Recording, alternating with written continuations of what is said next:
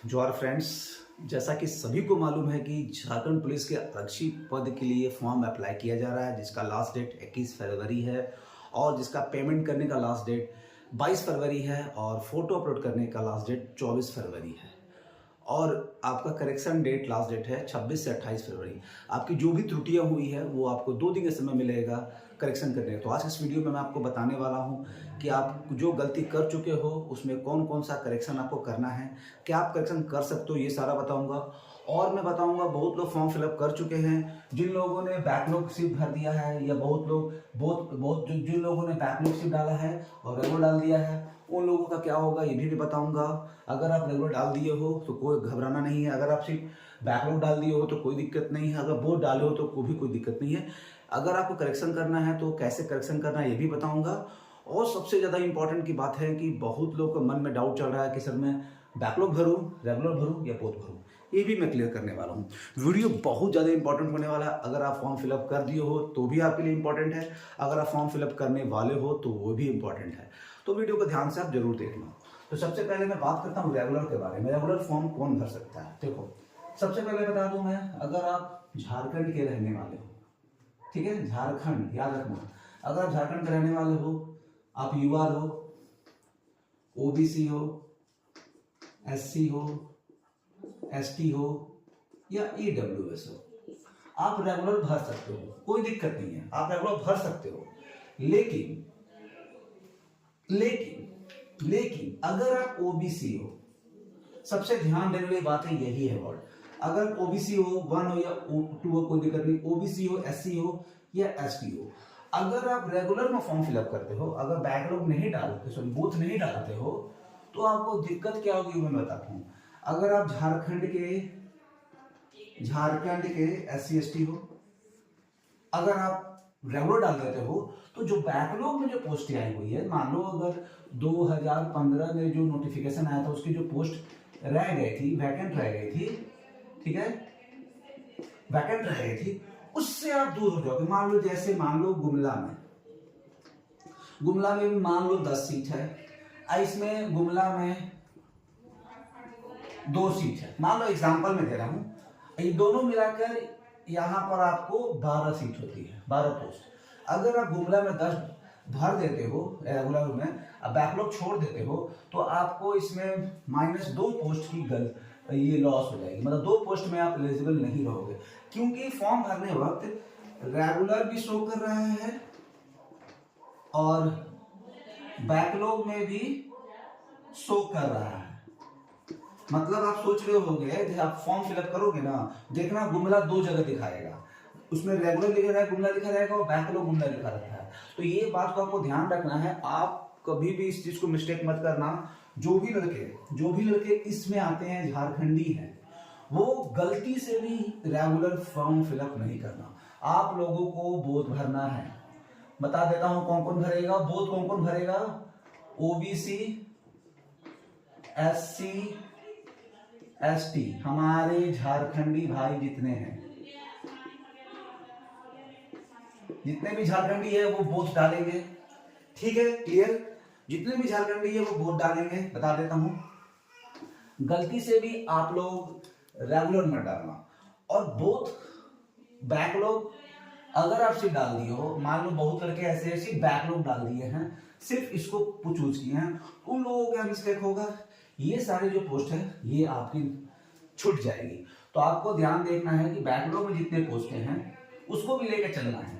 तो OBC ST मैं बोल दूं, आप लोग गलती से भी रेगुलर बैकलॉग में चक्कर में मत रहना, चुपचाप आप बोथ टिक करके फॉर्म फिलअप कर देना, क्योंकि मैं बोल चुका हूं रेगुलर में भी गुमला में पोस्ट है और बैकलॉग में भी गुमला में पोस्ट है। अगर आप इसमें भर देते हो तो इससे ये छूट जाएगा, अगर ये भर दे तो ये छूट जाएगा, दोनों को लेके चलना है, भरना है, ठीक है।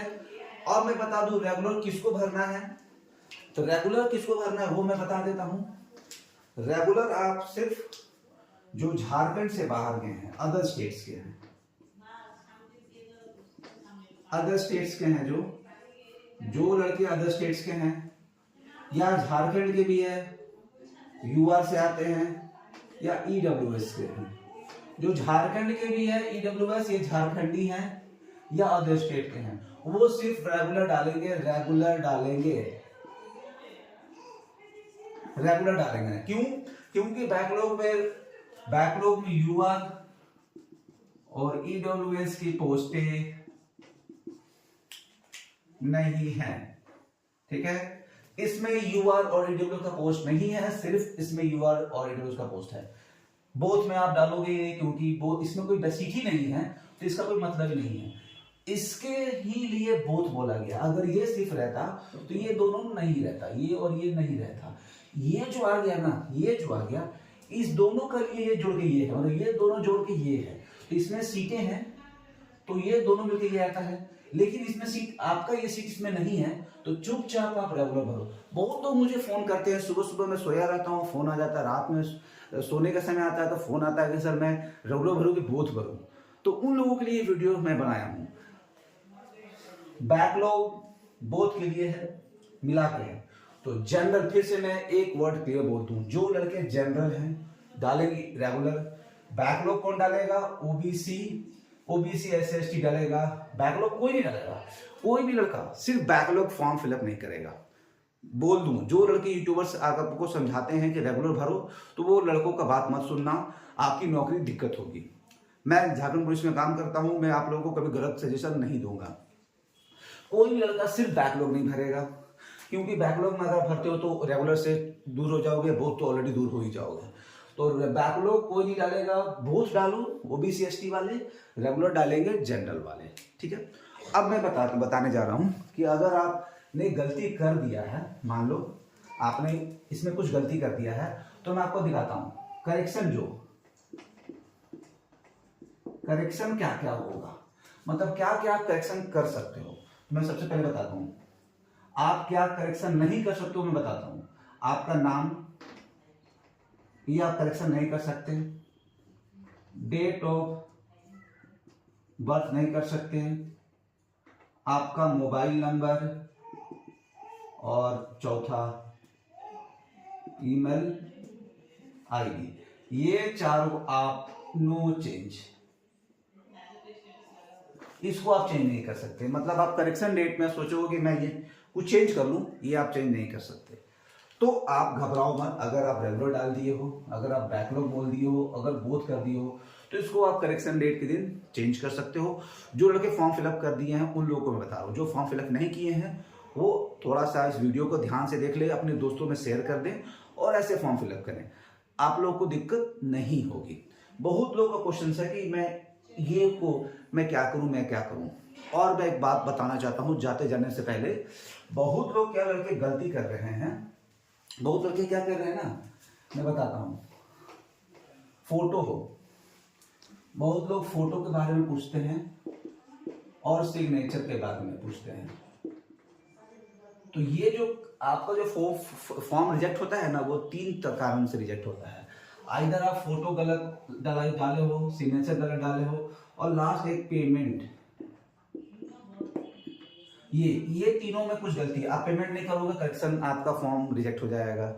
अगर आप फोटो गलत डाल दिए हो, फोटो मान लो ये फोटो है आपका, पासपोर्ट साइज फोटो है, अगर आप ऐसे फोटो डाल दोगे तो गलती हो जाएगा। अगर सिग्नेचर आपका सिग्नेचर ऐसे डालना है, आप डाल दोगे छोटू सा, इतनी चोट डाल दोगे, तो ये आपको करेक्शन हो जाएगा। तो फोटो, सिग्नेचर और पेमेंट, ये तीनों बहुत इंपॉर्टेंट है। पेमेंट नहीं करोगे तो फॉर्म ही अप्लाई नहीं होगा, लेकिन फोटो सिग्नेचर आप गलत अपलोड कर देते हो तो फॉर्म तो अप्लाई हो जाएगा, लेकिन आपको लास्ट में रिजेक्ट कर दिया जाएगा। तो फॉर्म सबमिट करने से पहले एक बार प्रीव्यू देख लो कि मैंने कोई गलती नहीं की है, ये जरूर बताना है। अगर ये वीडियो देखने के बाद आपका डाउट क्लियर अगर नहीं हुआ है तो बहुत आपको मेहनत करने की जरूरत है। इतनी छोटी सी बात आपको समझ नहीं आती है तो अब मैं क्या कर सकता हूँ। बहुत से लड़के बोल रहे हैं कि सर बोथ में भर दो, बहुत लोग कहते हैं कि रेगुलर में भर दो, बैकलॉग में भर दो। तो आप प्लीज फिर से मैं एक लाइन बोल दूं, रेगुलर कौन भरेगा? जनरल वाले लोग। बैकलॉग कोई नहीं भरेगा, बोथ भरेगा ओबीसी ST वाले लोग। और मैं एक बात बता दूं, बहुत लोगों का क्वेश्चन है कि सर मैं अगर ओबीसी का हूं, अगर मैं जनरल में फॉर्म भर दूं तो क्या अगर मैं ओबीसी में हूं और ओबीसी में अच्छा मार्क्स मेरा जनरल के बराबर आता है तो क्या मैं जनरल में काउंट होऊंगा? तो हाँ, कब काउंट होंगे वो मैं बताता हूँ। देखो, मैं आपको बताता हूँ कब आप काउंट होंगे।